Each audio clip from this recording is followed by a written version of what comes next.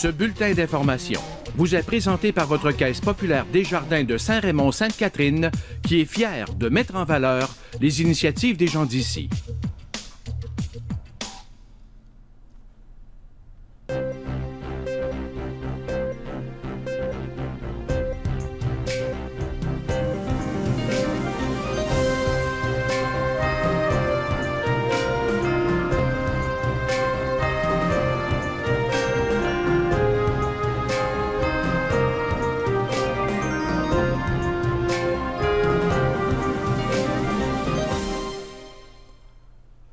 Nous sommes le jeudi 21 septembre 2017.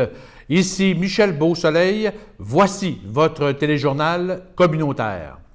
Au menu de cette émission, l'athlète paralympique et sénatrice Chantal Petitclerc était de passage à Saint-Marc-des-Carrières cette semaine. Vous entendrez une entrevue qu'elle a bien voulu nous accorder. À Pont-Rouge, on a inauguré l'espace 360, équipé d'un parc de skate à la fine pointe. On a souligné les 25 ans de la luminerie Alquois de Deschambault à l'église de Deschambault dimanche dernier. Le gouvernement du Québec octroie 230 000 $ pour 2 ans au programme Hockey École de Joël Junot dans Portneuf. Vous entendrez une entrevue avec Joël Junot. À Donnacona se tenait ce mardi la consultation publique sur le projet d'un centre aquatique qui pourrait voir le jour en 2019. La MRC La Jacques-Cartier lance une offensive pour valoriser son histoire, son patrimoine et ses paysages. Et Karine nous fera part des actualités culturelles et communautaires dans Portneuf-Jacques-Cartier, dont la Route des Arts et des Saveurs, le vernissage de l'exposition Nos Racines, l'association entre les ouvrages de Portneuf et la Satrape et le spectacle Enjoué de Richard Martel à l'accordéon. Bonne émission.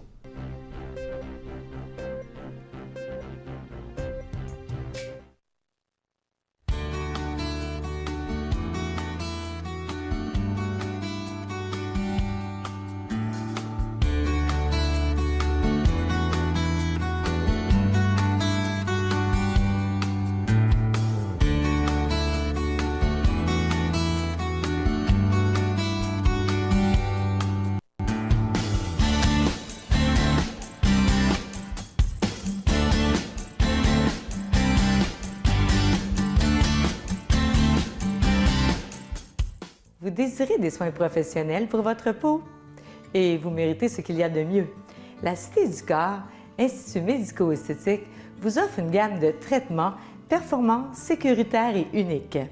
Nous vous conseillerons sur les meilleurs produits pour votre peau. Une grande variété de soins sont offerts. Traitements IPL, taches pigmentaires, coupe rose, rosacée, épilation laser, détatouage au laser, produits de comblement et botox, injections pour les varices esthétiques et tout ça avec supervision médicale. Pour plus d'informations, contactez-nous.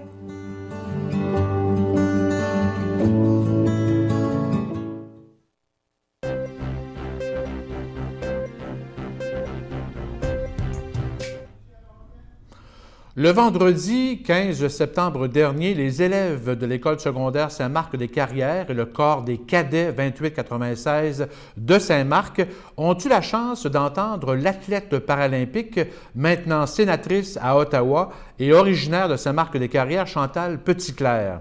Chantal Petitclerc, qui a été invitée par les dirigeants du corps des cadets, a profité de l'occasion pour rencontrer les élèves de son ancienne école secondaire et raconter comment son passage du primaire au secondaire a marqué à tout jamais sa vie, ayant subi un grave accident durant les vacances d'été dans une ferme de Saint-Alban à l'âge de 13 ans.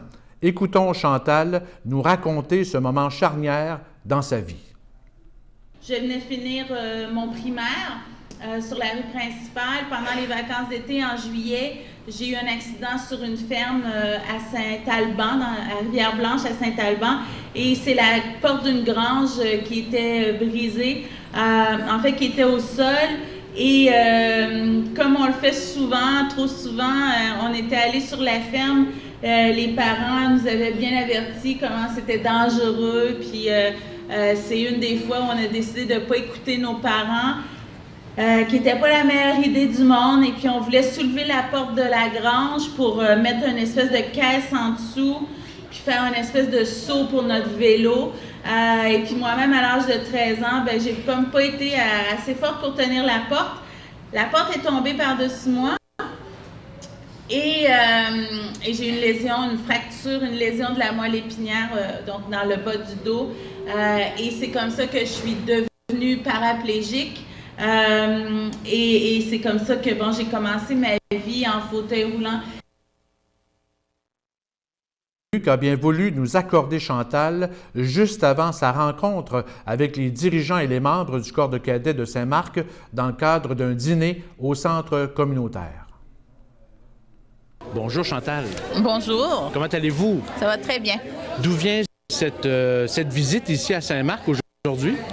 Bien, en fait, ce sont les gens des cadets de Saint-Marc-des-Carrières qui m'ont contacté et puis qui m'ont demandé comme ça si j'accepterais bien de venir rencontrer les jeunes. Et puis, ça s'est comme développé un petit peu tranquillement, là, et puis là, on est là. Donc, vraiment contente de le faire. Évidemment, je viens pas à Saint-Marc-des-Carrières souvent, certainement pas assez souvent. Donc, chaque fois que j'en ai l'opportunité, j'aime ça. Oui. Vous avez livré un message aux élèves tantôt, justement. Essentiellement, qu'est-ce que vous dites? Quel message vous livrez aux élèves de l'école? J'essaie vraiment surtout quand je reviens ici à Saint-Marc-des-Carrières, parce qu'évidemment, c'est là que j'ai grandi. C'est là aussi que j'ai eu cet accident qui m'a rendue paraplégique. Et puis, je sais que quand on est dans une plus petite municipalité, puis quand on est jeune, tu sais, peu importe, on passe à travers plein de choses. Tu sais, pour moi, c'était évident parce que c'était un accident, mais quand on est au début de l'adolescence, milieu de l'adolescence, on a tout plein de défis à relever, tout plein de force, mais aussi tout plein de questions, d'insécurité. Et puis, je trouve que je suis vraiment, quelque part, une vraie preuve parce que, tu sais, oui, je viens d'ici, je viens d'une famille très modeste, mes parents étaient divorcés, j'ai eu cet accident-là et malgré tout ça, j'ai réalisé des rêves et des ambitions qui démesurées. Donc, d'une part, j'en suis fière, là, je suis contente de mon parcours, mais plus que ça, tu sais, je trouve que c'est une preuve. Tu sais, si moi je peux le faire, tu sais, je suis pas mieux que personne. Donc tout le monde peut le faire si c'est ce qu'ils veulent, évidemment. Là, tu sais, tout le monde n'est pas obligé d'avoir des mais c'est un petit peu ça le message que je veux dire. C'est peu importe ce que tu choisis de faire, tu peux le faire. Tu sais, il n'y a pas de limite. Oui. Mais est-ce que il y a des gens pour nous aider? Qu'est-ce qui a déclenché chez vous, justement, ce désir de vous améliorer dans ce que vous avez choisi comme défi? Non, c'est vrai que c'est très important. Et puis, quand je reviens à Saint-Marc-des-Carrières, un peu plus tôt, j'étais à l'école secondaire, qui était un milieu de vie déterminant pour moi parce que, évidemment, j'étais une petite fille, je venais d'avoir mon accident, je retourne à l'école secondaire. Ça s'est bien passé. Je veux dire, oui, on se le cachera pas, là, c'est une couple d'années en montagne russe d'émotions, d'apprentissage, d'adaptation, mais à cause de la générosité des intervenants, des professeurs, j'en parle souvent de Gaston Jacques, mon prof d'éducation physique, de Sylvie Lavoie qui était à la vie étudiante à l'époque, mais à cause qu'il y a des individus qui ont décidé de faire une différence dans ma vie, ça a été pas mal mieux que ça aurait pu aller, ça c'est clair. Puis aussi, ce que j'aime dire aux jeunes, c'est oui, quand on vit tout plein d'affaires, c'est facile de voir le négatif, c'est facile de voir les barrières, les limites, c'est facile même de voir les gens qui nous regardent tout croche, les gens qui se moquent de nous un petit peu, ou qui nous critiquent, ou qui nous font pas confiance, mais il y a les autres aussi. Puis ça, je pense que c'est un petit peu notre responsabilité. Puis c'est ce qu'on veut, tu sais, c'est entre deux personnes, entre une qui croit en toi puis qui va te tendre la main, puis l'autre personne qui peut-être a un impact moins positif dans la vie, allons voir la personne qui va nous donner un coup de main, tu sais. Ouais. parlons peut-être en terminant de votre nouveau rôle de sénatrice. Ça fait 18 mois, en fait, que vous vivez cette nouvelle fonction. Comment vous la vivez, justement, cette nouvelle fonction? Bien, je veux dire, d'être membre du Sénat du Canada à cette période-ci de l'histoire où le gouvernement Trudeau veut plus d'indépendance au Sénat, nous a nommés comme sénateurs non partisans, indépendants. C'est tellement un privilège parce que c'était pas dans mon plan de match. Je suis ni une avocate. Je suis pas une personne de droit. Je suis pas une personne politique non plus.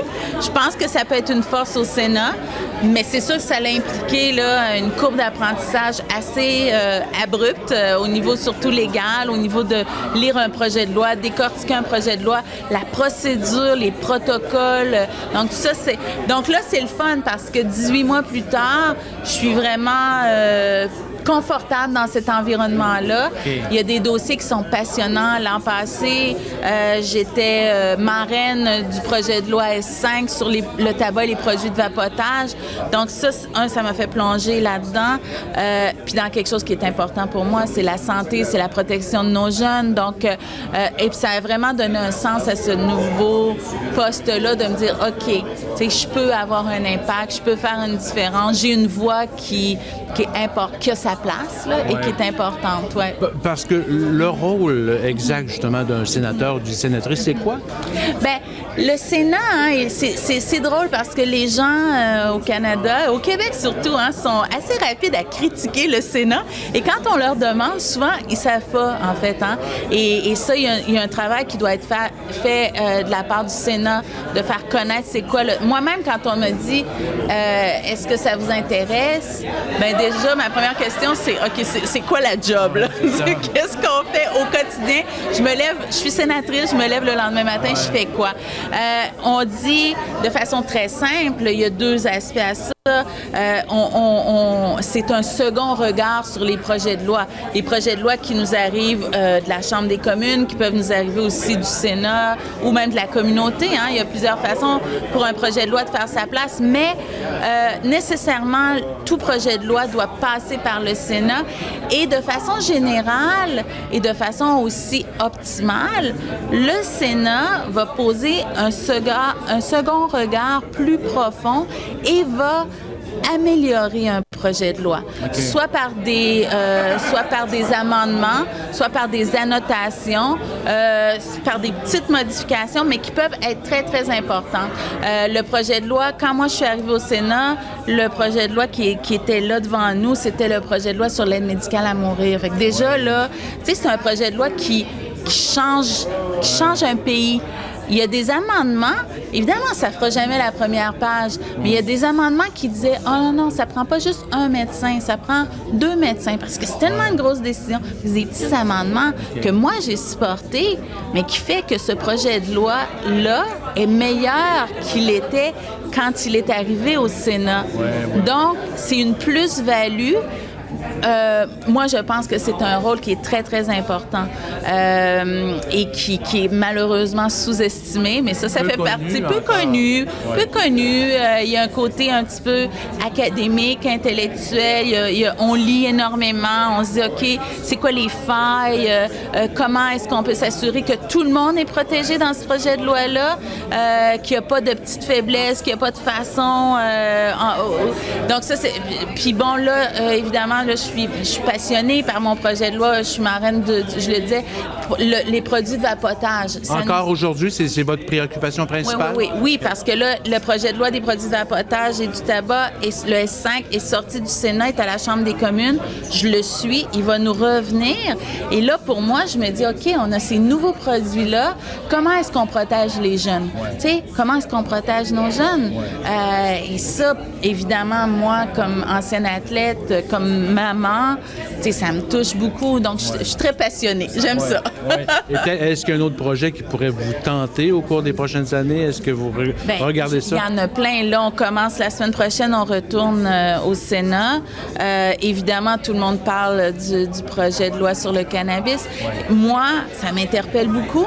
Tu sais, j'ai beaucoup de questions, là, et puis ma job comme sénatrice, c'est pas de dire « Ah oui, je vote oui » ou vite comme ça, là. Il faut que je l'étudie, il faut que je me dise « OK, moi, comme ancienne athlète, comme personne pour qui la santé, c'est tellement important. Donc, j'ai beaucoup de réflexions, beaucoup de questions. Il y a ça qui s'en vient. Dans quelques semaines, je vais me prononcer sur un projet de loi assez simple, en fait, mais qui parle d'avoir une stratégie nationale sur les soins palliatifs. Okay. Tu sais, c'est super important parce que souvent, la santé au Canada, ça se passe en silo. Il y a des trucs extraordinaires qui se passent à un coin du pays qu'on connaît pas dans un autre coin. Donc d'avoir des stratégies nationales sur quelque chose d'aussi important comme les soins palliatifs, ben je trouve que c'est quelque chose qui m'interpelle beaucoup. Il y a un petit projet de loi sur, quelque part, l'interdiction de publicité sur la bouffe et les boissons pour les enfants.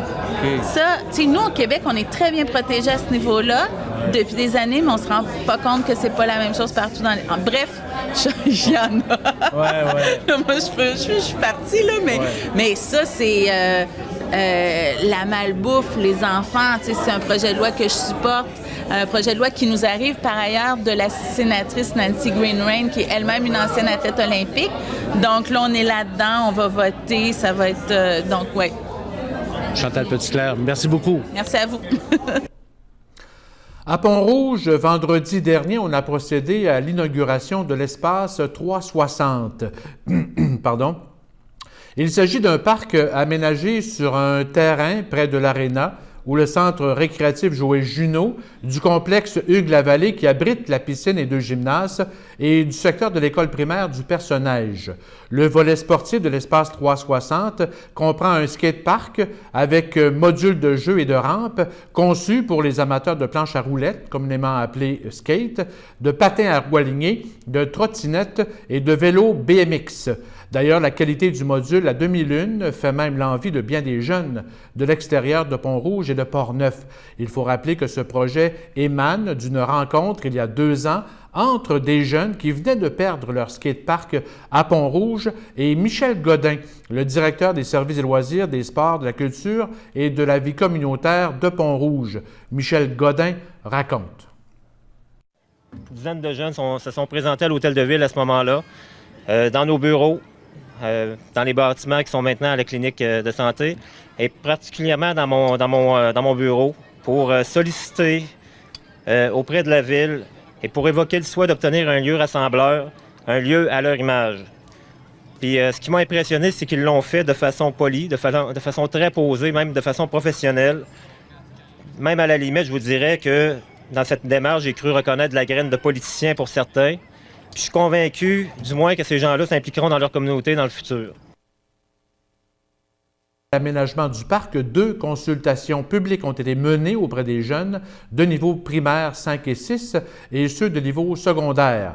Une travailleuse de parc assure un bon encadrement des jeunes et la sécurité des lieux 25 heures semaine. De plus, dans l'aire de repos, de divertissement et de détente et qui est branché au réseau Wi-Fi, on retrouve un système d'écoute de musique de type Bluetooth, une nouvelle technologie avant-gardiste développée par l'ex-propriétaire de l'entreprise Mécanarc, Romain Julien. Écoutons à nouveau Michel Godin. C'est une borne interactive qui relie un système d'écoute à musique Bluetooth avant-gardiste qui emploie une nouvelle technologie. Ça diffuse de la musique sans acoustique. Donc, on va même faire une démonstration. C'est le cas, entre autres, des 2 planches de skate qu'on retrouve en arrière de moi. Donc, les planches bleues et jaunes qui sont là-bas. Il n'y a pas d'acoustique là-dedans, c'est fait par réverbération. C'est un gars du coin, Romain Julien, qui est comme le créateur, si on veut. Romain est juste ici en arrière. Donc, on est les premiers à avoir cette technologie-là et ce type d'équipement-là. Donc, Marc Voyer, qui est mon collègue de travail, va vous faire une petite démonstration comment ça fonctionne. Ça marche par Bluetooth, ça peut marcher avec votre iPhone.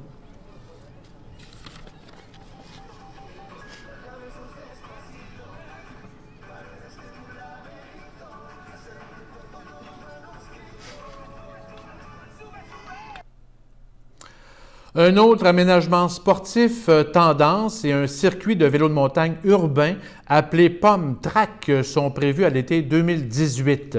À échéance, l'aménagement de l'espace 360 aura nécessité un investissement total de 255 000 $, dont 100 000 $ en dons provenant du club Lyon de Pont-Rouge.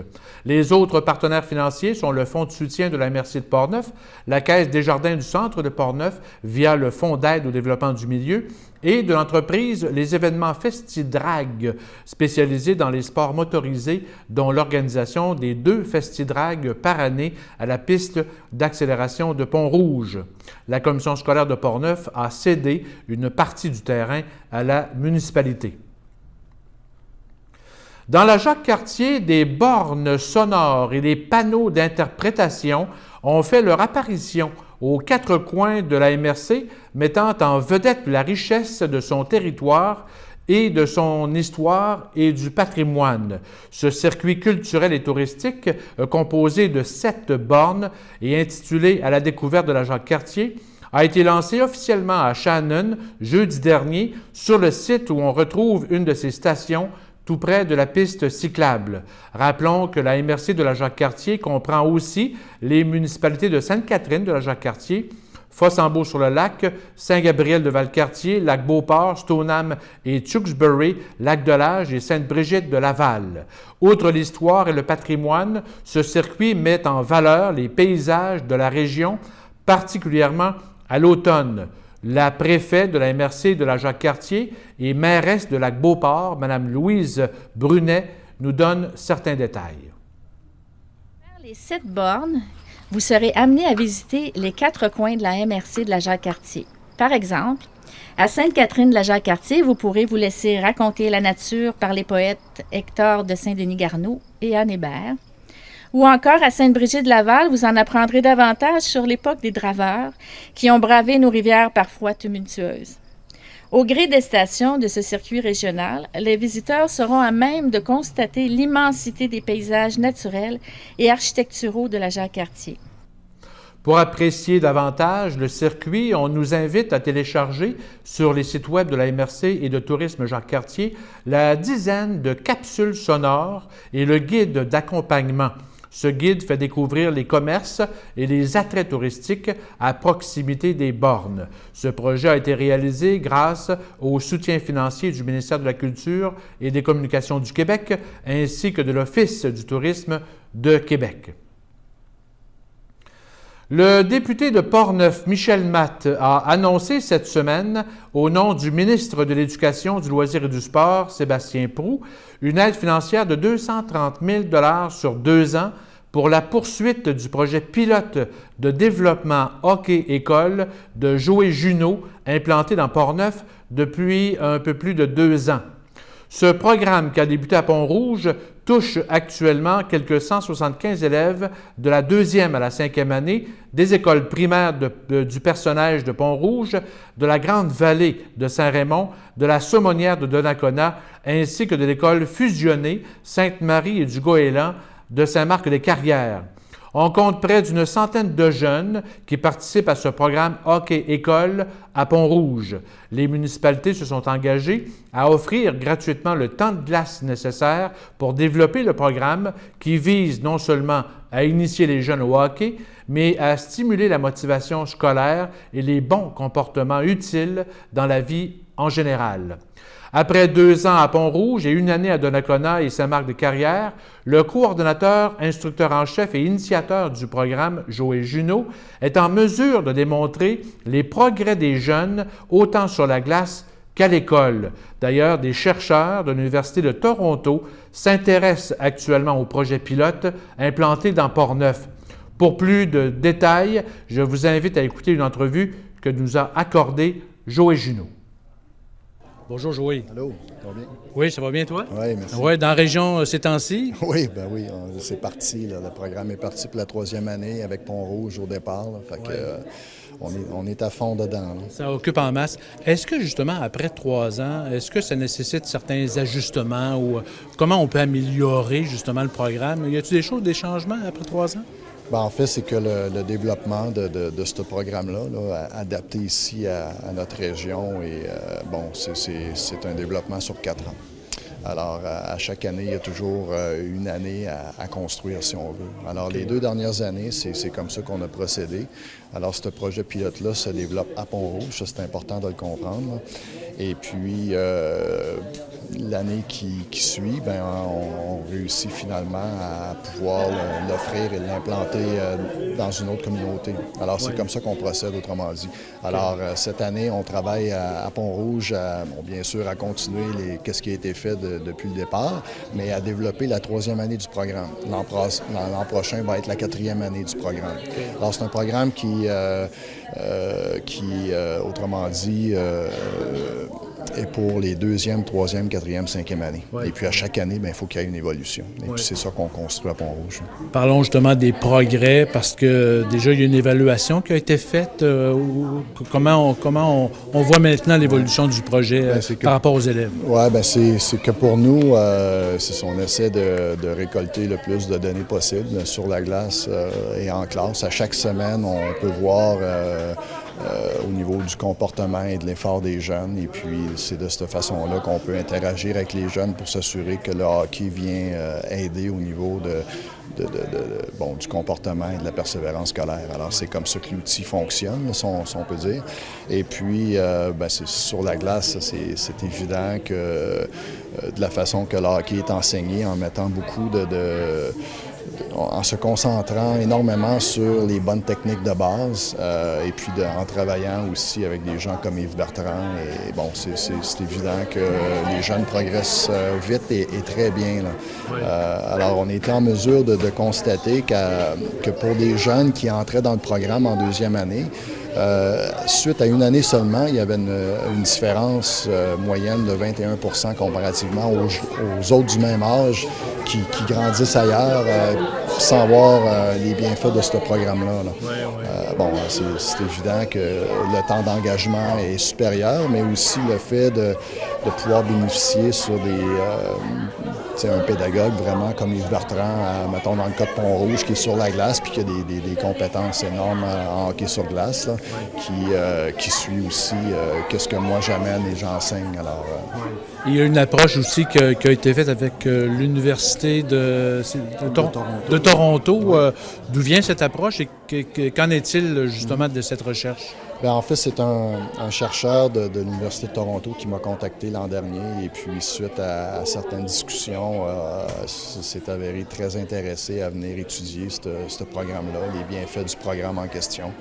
Alors, c'est des gens, c'est des chercheurs qui ont une très grande réputation, même à l'extérieur du pays. Là. Un, entre autres, cet été, allait chercher un prix en Nouvelle-Zélande. Alors, tu sais, c'est des gens qui ont une compétence énorme au niveau de la science de l'éducation physique. Alors, je me considère chanceux de pouvoir les impliquer là-dedans. Tu sais, puis pour moi, ben c'est de pouvoir valider tout ça valider, de façon scientifique.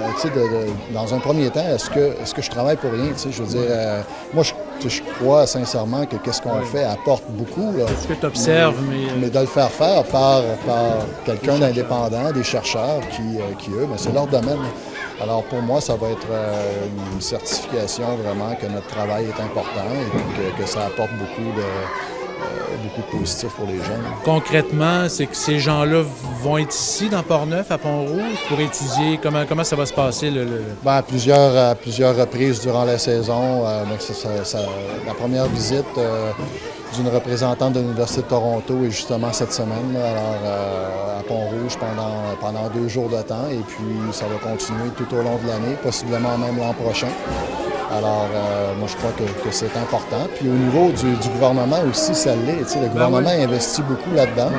Le gouvernement croit en mon travail, en mon approche. Et puis, c'est un support que j'apprécie énormément. Mais en même temps, pour eux, c'est une façon de dire « OK, on a eu raison de croire en qu'est-ce que Joey peut faire. » Et peut-être en terminant, où tu en es dans peut-être l'élaboration d'autres projets en dehors de Port-Neuf?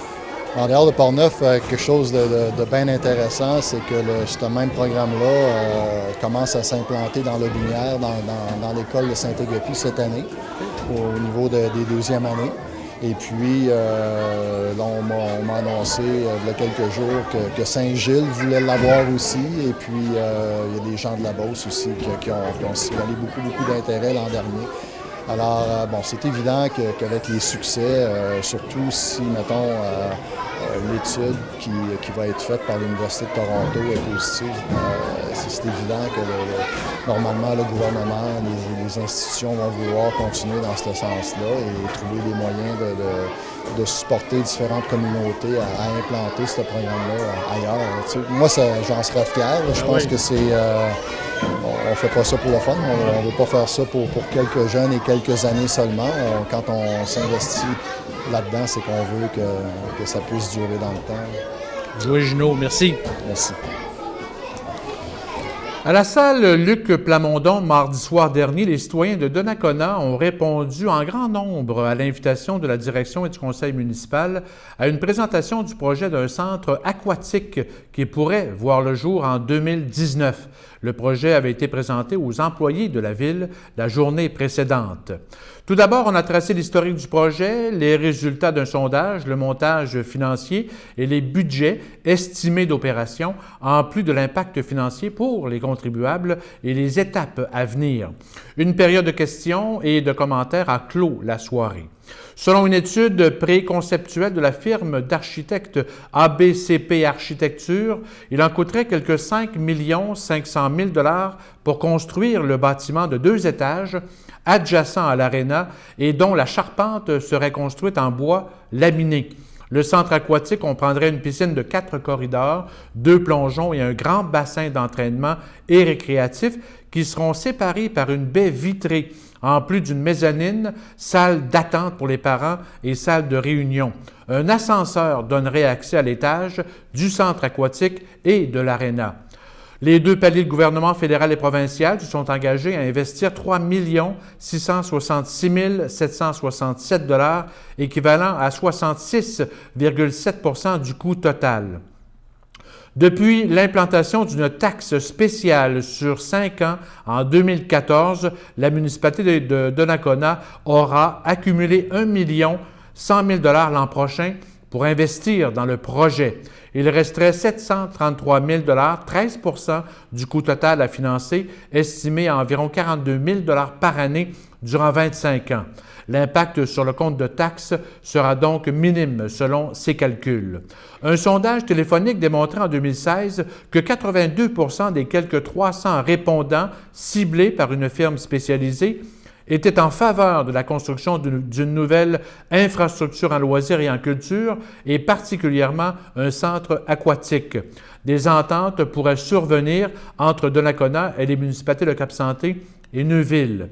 L'Institut de réadaptation en déficience physique de Québec a manifesté son intérêt à utiliser le bassin d'entraînement pour sa clientèle et les dirigeants du club de natation unique de Pont-Rouge voient de bon augure un 3e plateau de natation dans Portneuf avec celui de Saint-Marc-des-Carrières pour promouvoir le sport. Il faut dire qu'une entente n'est pas encore conclue entre la commission scolaire de Portneuf et la municipalité pour l'acquisition du terrain où sera construit le centre aquatique.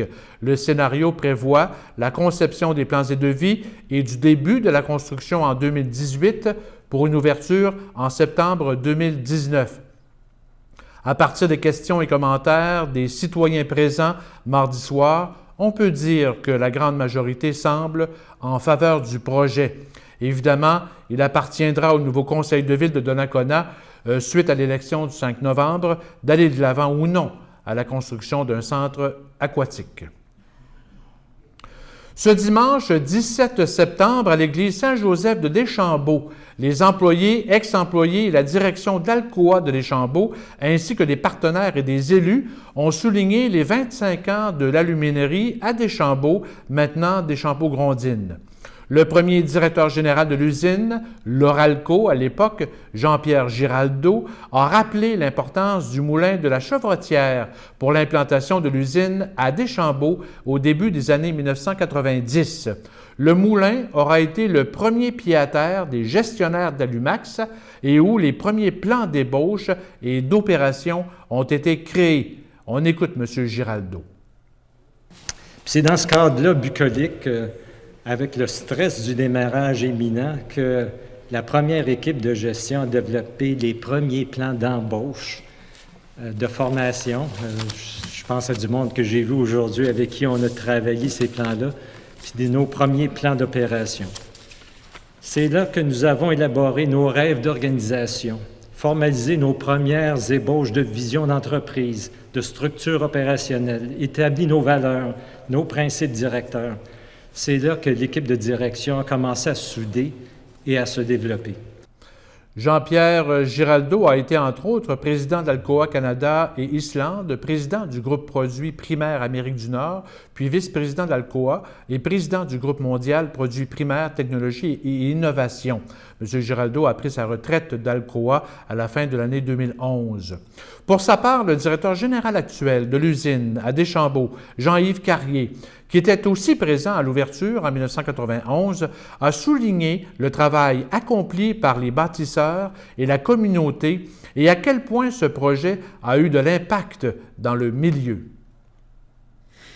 Évidemment, quand je regarde ça, parce que j'étais là moi aussi en 91 quand on a parti cette belle usine-là, je ne suis pas convaincu que les gens d'Alumax savaient à quel point les gens du comté de Portneuf, quand ils ont choisi le comté de Portneuf, allaient faire autant la différence dans cette usine qui est maintenant reconnue mondialement. En contrepartie, je pense aussi que les gens de la communauté qui accueillaient à cette époque-là Alumax ne savaient pas non plus à quel point ça allait changer le cours de notre communauté ici, dans la région de Portneuf. Un projet de legs financé par Alcoa et sa fondation mettant en valeur le domaine du moulin de la Chevrotière a été présenté aux personnes présentes. On entend raconter son histoire et les vestiges du passé dans le cadre d'un parcours du moulin au fleuve qui portera le nom d'Allée Alcoa. Ce projet a été conçu par Nadine Baudet, assistée du directeur général de Culture et Patrimoine Deschambault-Grondines, Donald Vézina. L'aluminerie de Deschambault compte une équipe de 450 personnes produisant quelques 260 000 tonnes métriques d'aluminium par année. En plus de l'aluminerie de Deschambault, Alcoa Canada, groupe Produits primaires, regroupe au Québec l'aluminerie de Bécancour et l'aluminerie de Bécomo. Le député fédéral de Portneuf, Jacques Cartier, Joël Godin, a accepté de parrainer une citoyenne de Laval, Chantal Tremblay, qui a lancé cette semaine une pétition électronique incitant le gouvernement libéral à retirer son projet de loi C-45 visant à légaliser la marijuana. Le député Godin invite les citoyens à signer cette pétition dans l'intérêt des jeunes et de la sécurité publique. On évalue mal les dangers encourus par la consommation de marijuana selon les signataires de la pétition. Le document E-1270 est en ligne sur le site web de la Chambre des communes dans la section pétition électronique et la période de signature est ouverte jusqu'au 17 janvier 2018. D'autre part, le député Joël Godin invite les partisans du Parti conservateur du Canada dans Portneuf-Jacques-Cartier à un cocktail dînatoire de financement au profit de l'Association du Parti conservateur de Portneuf-Jacques-Cartier qui se tiendra le jeudi 28 septembre prochain de 17h à 20h au club de golf Le Grand Portneuf à Pont-Rouge. Il en coûte 200 $ pour participer à l'activité. Le député Joël Godin sera accompagné du député de Richmond-Arthabasca et porte-parole de l'opposition officielle en matière d'infrastructure et de collectivité, Alain Reyes. Après la pause, les actualités culturelles et communautaires avec Karine.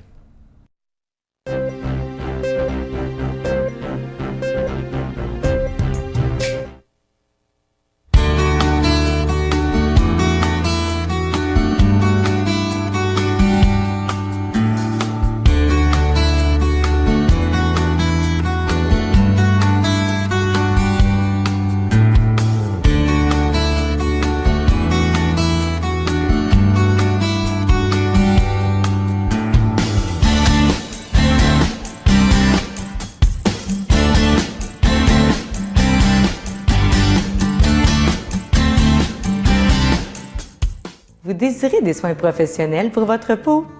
Et vous méritez ce qu'il y a de mieux.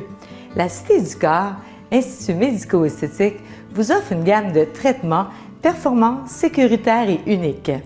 Nous vous conseillerons sur les meilleurs produits pour votre peau. Une grande variété de soins sont offerts. Traitements IPL, taches pigmentaires, coupe rose, rosacée, épilation laser, détatouage au laser, produits de comblement et botox, injections pour les varices esthétiques et tout ça avec supervision médicale. Pour plus d'informations, contactez-nous.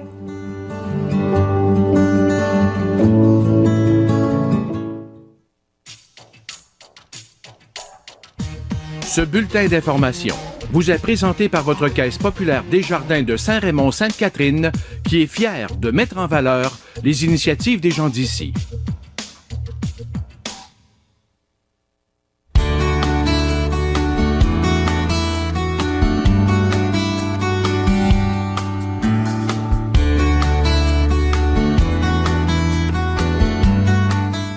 Bonsoir, Karine. Bonsoir, Michel. Tu nous parles tout d'abord de la Route des arts et des saveurs qui se tenait en fin de semaine. Une autre belle édition, je pense. Oui, une autre belle édition. Comme tu le dis, ça s'est déroulé en fait samedi, le 16 et dimanche le 17 septembre dernier. On vous rappelle qu'il y avait 2 routes qui étaient proposées, soit la route du fleuve et la route des rivières. Près de 50 participants quand même, artistes, artisans, autant du domaine des arts là, que de l'agro, en fait du domaine des saveurs, donc du domaine agricole, étaient là aussi. Il y avait 3 lieux forts qui étaient en fait où plusieurs artistes et artisans étaient rassemblés et on estime entre 200 là, et 300 visiteurs par endroit qui ont fait en fait le parcours et qui sont arrêtés dans ces lieux forts-là. Des gens qui venaient principalement de la région de Québec, donc vraiment région de Portneuf et Québec. Et on estime, c'est vraiment les estimations jusqu'à maintenant, là, mais les chiffres vont sortir officiellement plus tard, mais à environ 50 000 là, les retombées économiques quand même qu'a apporté la Route des Arts cette fin de semaine. OK. On aura probablement plus de détails la semaine prochaine avec Jeanne, je pense. Oui, exactement. Jeanne est supposée de me revenir là, pour me donner justement les orientations là, de la prochaine édition à surveiller. Oui. Tu nous parles maintenant d'une association entre les ouvrages de Portneuf et la Satrape. Oui, c'est le fun, ça! Ben oui, ça donne bien. En fait, ça s'est passé mardi, le 19 septembre dernier. C'est sous forme de lancement double que s'est déroulé justement le dévoilement de la programmation des tambours de Portneuf et des ouvrages de Portneuf. Rappelons que les tambours de Portneuf en sont à leur 9e édition. Les 2 nouveautés cette année, en fait, c'est qu'il y aura 3 jours de festivités au lieu de 2 et qu'on profitera même de l'occasion aussi pour procéder en fait au lancement de 2 albums, donc chose non plus qui n'avait pas lieu. Et évidemment, le partenariat aussi avec les ouvrages de Portneuf pour la danse des danses qui avait déjà lieu, mais qui là va prendre une ampleur différente en partenariat avec les ouvrages. Donc, pour la programmation des tambours, ça se déroule du 10 au 12 novembre, toujours à la salle du Carrefour municipal de la ville de Portneuf. Les 2 albums qui seront lancés, on parle du Rêve de Chivriquet, qui est un album de Gaétan Morissette, donc qui est travaillé depuis quand même plusieurs années par Gaétan, et l'album aussi de Denis Pépin et Tico Petit. Donc, vraiment, des belles découvertes à faire, des beaux albums à se procurer. Toujours au programme aussi des tambours de Portneuf, donc spectacle, jam de musique, souper collectif, initiation évidemment au tambour à Mayoche. Donc, belle découverte. Du côté de la 3e édition des ouvrages de Portneuf, donc on vous rappelle que la première édition traitait des cercles de fermières. Oui. La 2e a traité de la pierre. Cette fois-ci, c'est vraiment la danse traditionnelle qui sera mise de l'avant. Je vous invite à écouter peut-être Jeanne justement nous parler de ces danses-là qui ont pu lieu aujourd'hui. A connu ses belles années dans les années 50 et 80, lorsqu'elle ressurgit dans l'espace public après que la censure du clergé eut confiné ses danses à l'espace privé des maisons. À cette époque, chaque paroisse avait son ou ses hôtels, ses orchestres et ses chœurs. Tous les rassemblements, noces, baptêmes, anniversaires, fêtes étaient l'occasion d'une danse. Les musiciens étaient en tournée d'un hôtel à l'autre et les chœurs étaient de vrais rockstars. Donc, 6 activités sont prévues au niveau des ouvrages de Portneuf. Ça se déroulera entre le 7 octobre et le 12 novembre. L'accordéoniste Jean-Claude Tico Petit est l'un de ceux qui animera les salles de bal des hôtels de l'époque. Donc, À l'époque, il en animait jusqu'à 125 par été. Ouais, ouais. On s'entend qu'il n'y a pas 125 soirs dans une année, Un bon vivant, dans un ça. été. Donc, il en animait vraiment là, à plusieurs reprises dans la même journée. On mentionne aussi qu'il y en a encore quelques-uns qui sont actifs dans le comté, donc à Saint-Basile, entre autres. Et puis, bon, on parle vraiment des légendes du comté, donc André Alain, Arthur Tremblay, André Paris. Et puis, c'est ce Tico Petit, en fait, qui est une des figures les plus influentes du folklore québécois. On peut rappeler, en fait, qu'il a inspiré plusieurs musiciens, dont Denis Pépin et Yves Lambert. Donc, deux personnages quand même importants là, du folklore au Québec. Oui. L'événement des ouvrages de Portneuf va se dérouler sur plus d'un mois et veut vraiment recréer les anciennes traditions, justement, des danses calées à l'intérieur des maisons. Donc, on organise 3 soirées de danse calée dans des maisons privées. Donc, les maisons vont être ouvertes à 10 novices et à 10 personnes déjà initiées. C'est vraiment pour, en fait, ce qu'on veut, c'est initier les gens et encourager la passation vraiment de ces connaissances-là et de ces traditions-là qu'on avait, surtout dans le comté de Portneuf, avec tous nos joueurs, justement, d'accordéon et de violon.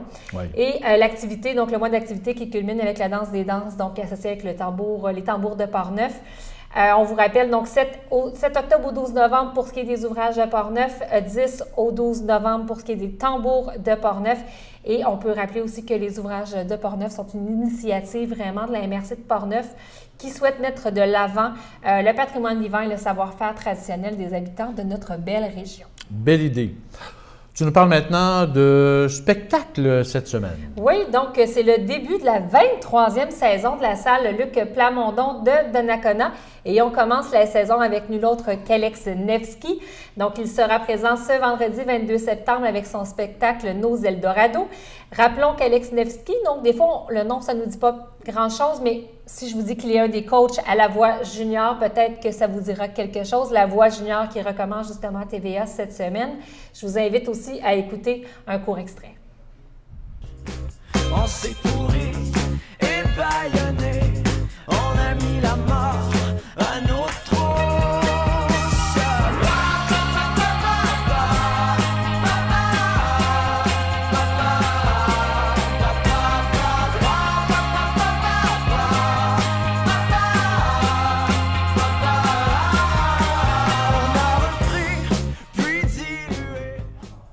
Donc, une belle saison qui débute pour la salle Luc Plamondon de Donnacona. Donc, on rappelle, le spectacle, c'est ce vendredi 22 septembre à 20h. Le coût des billets se fait au montant de 34 $ et vous pouvez vous les procurer soit le 418-285-3284 ou tout simplement via lebiatech.com et on vous tiendra au courant aussi des prochains spectacles à venir. Bien sûr. Du talent qu'on ne connaissait pas chez nous et qui se démarque à 3 pistoles. Oui, ça, c'est toute une découverte qu'on a fait. En fait, Marco Trépanier, pour ceux qui sont des fervents du Festival de blues de Donnacona, donc Marco qui est le président du Festival de blues, eh bien, il a remporté le premier prix au Festival de la chanson de 3 pistoles dans la catégorie 40 ans et plus. On mentionne que c'est la 11e édition du festival, donc c'est pas un nouveau festival, c'est peut-être un festival un peu moins connu, mais qui a quand même une notoriété, qui est quand même reconnu dans le milieu. Soulignons aussi que Marco, donc il n'en est pas à ses premiers essais. Il a participé à de nombreux concours. Il a été demi-finaliste, entre autres, au concours provincial Fais-moi ta toune en 2016. Il a aussi tenté sa chance à l'émission La Voix l'an dernier. Il s'est rendu à la deuxième audition, et il tente à nouveau sa chance cette année. Donc, on lui souhaite évidemment la meilleure des chances. Et question de vous donner un avant-goût un peu peut-être de ce que peut nous offrir Marco Trépanier. Je vous invite à écouter ce court extrait qui vient vraiment... c'est son audition, en fait. Audition en concours, exactement. Oui.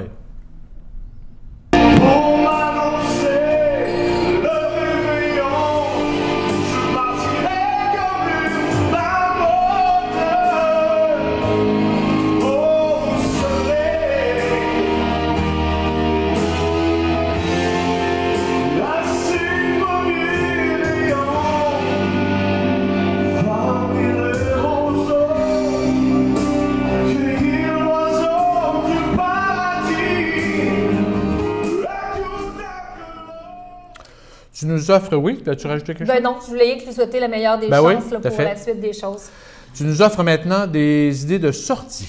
Oui, ça bouge beaucoup ce week-end, franchement. Du côté de Donnacona, donc le 4e salon Bedaine et Bambin. Donc, il se déroule ce samedi 23 septembre, c'est de 9h à 19h. Ça se tient toujours du côté de la salle Donnelly de Donnacona. On parle quand même d'une trentaine d'exposants sur place, spectacles pour enfants, studios de photos, jeux gonflables, des tirages. Et on rappelle aussi évidemment que l'entrée est gratuite. Du côté de Rivière-à-Pierre, maintenant, c'est le symposium Eau en couleur qui se déroule les 23 et 24 septembre. Ça se déroule entre 11h et 16h. Il annonce super beau ce week-end. Ben oui. Alors, une occasion en même temps de découvrir les magnifiques paysages que nous offre Rivière-à-Pierre. Cette édition-ci a lieu sous la présidence d'honneur du peintre André Ayotte. Et on parle quand même qu'une quinzaine d'artisans, pas une quinzaine d'artisans, mais une quinzaine d'artistes et artisans, oui, seront sur place pour l'occasion. Donc, les différents lieux où on pourra découvrir justement les artistes à l'œuvre, Chute de la Marmite, Parc La Crozette et aussi près de l'église, tout simplement. Du côté de Saint-Casimir, Jean-Paul Tessier qui lancera un second recueil de poésie intitulé « Ombre et lumière ». Cette fois-ci, ça se déroule ce dimanche 24 septembre à 14h et c'est du côté de la bibliothèque Jean-Charles Magnan de Saint-Casimir. On mentionne que l'auteur sera sur place, évidemment, il pourra faire des séances de signature et que son livre sera disponible aussi au coût de 15 $. Monsieur Tessier mentionne aussi que pour ceux qui peuvent se déplacer en fin de semaine, il est possible de le contacter via le 88 339 25 21 pour vous procurer un recueil de poésie, donc Ombre et lumière. Et à Donnacona maintenant, la pièce « Que reste-t-il de Rosace », on vous en a déjà parlé. Eh bien, c'est une bonne nouvelle, ça revient en supplémentaire, c'est qu'on veut vraiment la revoir ou ceux qui l'ont manqué, bien, c'est une occasion de la voir, de la découvrir. Donc, c'est une comédie à saveur historique de Pierre Doré qui est jouée par, en fait, la troupe La Sapristie de Donnacona. Les supplémentaires se dérouleront du 27 au 30 septembre prochain à 9h30 et le 1er octobre à 14h. Les billets sont au coût de 18 $ et vous pouvez vous les procurer soit directement au relais de la Pointe aux Écureuils, au dépanneur Les Écureuils ou encore sur le site www.lesécureuils.ca. Richard Martel de Saint-Raymond à l'accordéon a livré toute une performance à la Maison de la Culture. Ça se passait vendredi dernier. Exactement. Donc, une belle performance. En fait, l'accordéoniste Richard Martel qui s'est prêté au jeu du spectacle, c'est-à-dire qu'on mentionnait que c'était quelqu'un qui est habitué vraiment à des soirées un peu plus improvisées, à des soirées amusantes, mettre le party, mais pas à des spectacles plus formels. Donc, il s'est vraiment prêté au jeu, mais évidemment, le party a pogné, comme on dit en bon québécois. Donc, il a su mettre de l'ambiance tout au long de la soirée. Il était accompagné pour l'occasion du pianiste Daniel Lavoie, donc pas Daniel Lavoie, le chanteur et pianiste, mais un pianiste de Québec, ainsi que de ses deux frères. Rappelons que M. Martel joue de la musique quand même depuis 7 ans et comme tu le mentionnais, qu'il est originaire depuis l'âge de 7 ans. Depuis l'âge de 7 ans, oui. Excusez. J'ai dit depuis 7 ans, mais non, depuis l'âge de 7 ans, je suis impressionnée par le nombre d'années donc qu'il pratique justement l'accordéon. Et durant la soirée, on ne peut pas passer à côté. Il y a quand même un hommage qui a été rendu à notre collègue Tony Vézina. Ben oui. Donc, un membre du comité culturel de Donnacona qui a souligné le travail de notre collègue pour tout ce qu'il fait pour le folklore de Portneuf. Donc, on parle de ses services rendus à la cause. On dit aussi qu'il est lui-même accordéoniste. Ben oui. Il donne des cours, donc il transmet son savoir. Caméraman, réalisateur d'émissions. Donc, souvent, ces thématiques tournent autour du folklore, de la musique traditionnelle. Donc, selon ce qui a été émis, puis on est tout à fait d'accord avec ça, Tony permet vraiment à la population de Portneuf et des environs de connaître les petits Dré Pagé, les petits Coups-Petits, les Richard Martel, donc tous ceux qui sont des légendes en fait de la musique traditionnelle de Portneuf et de la musique folklorique aussi dans Portneuf. Donc, bravo Tony. Bravo et Tony. Bravo à Richard Martel aussi pour vraiment sa belle prestation de vendredi dernier. Tu nous parles maintenant de l'exposition pour le 175e de Saint-Raymond qui se tient au centre multifonctionnel. Oui, donc l'exposition de nos racines qui regroupe 3 artistes de la région. Je vous invite peut-être à les voir à l'écran ou à les écouter. Est-ce qu'on a l'extrait? Claudette Julien, qui, elle, donc, dans ses tableaux, voulait davantage faire ressortir le patrimoine bâti de Saint-Raymond. Alors, vous avez évidemment des fours à charbon, des granges, des maisons ancestrales.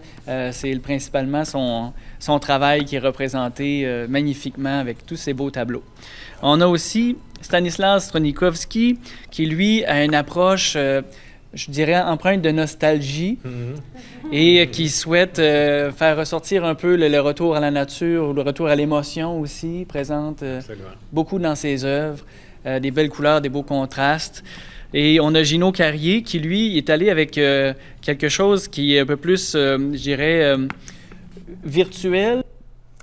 Donc, Gino Carrier qui travaille depuis 2 ans et demi quand même à ce projet. De son côté, il a recueilli des archives, des photos sur l'histoire de la ville de Saint-Raymond. Il a produit aussi de nombreuses affiches. Donc, Gino Carrier qui est peintre, mais qui est aussi graphiste et que l'on peut voir justement sur fond de trame sonore durant l'exposition. Les affiches aussi seront disponibles en parallèle du calendrier qui est déjà existant au niveau du comité culture Saint-Raymond. Donc maintenant, on pourra aussi se procurer des affiches. Le lancement est prévu au début octobre, donc pour le recueil d'affiches. Et c'est une exposition qui est vraiment à découvrir. Ça se passe sur les heures d'ouverture du centre multifonctionnel et il y aura une programmation spéciale pour les Journées de la culture. Plusieurs artistes présents et des visites gratuites. Donc, j'aurai l'occasion de vous en parler la semaine prochaine. Merci, Karine. Merci, Michel. Les maires de la MRC de Portneuf tenaient ce mercredi soir la séance publique du mois de septembre, la dernière en fait du conseil actuel en raison des prochaines élections municipales. Plusieurs maires ont annoncé leur retrait de la vie politique municipale. D'ailleurs, on a souligné mercredi soir, en fin de séance, le départ du maire de Rivière-à-Pierre, Jean-Main Guy, après 12 ans au service des Ripierrois et des Ripierroises. Il faut rappeler que les candidats conseillers ou maires qui se retrouveront seuls le vendredi 6 octobre seront automatiquement élus par acclamation dès 16h30 et les électeurs seront appelés aux urnes dimanche 5 novembre pour faire un X aux candidats de leur choix. La période pour déposer son acte de candidature comme candidat conseiller ou maire débute ce vendredi 22 septembre jusqu'au vendredi 6 octobre. Pour obtenir plus de détails concernant l'élection chez vous, vous pouvez communiquer avec le directeur des élections de votre municipalité.